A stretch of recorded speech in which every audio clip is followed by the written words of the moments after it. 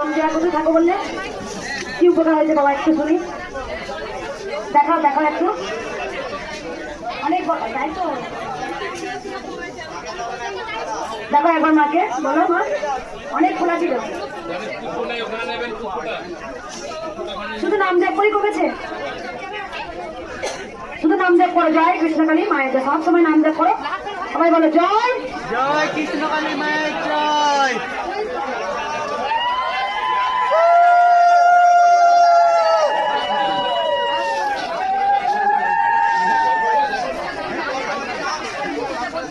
হ্যাঁ মা মা তোমার মায়ের 500 টাকা দিলে তোমার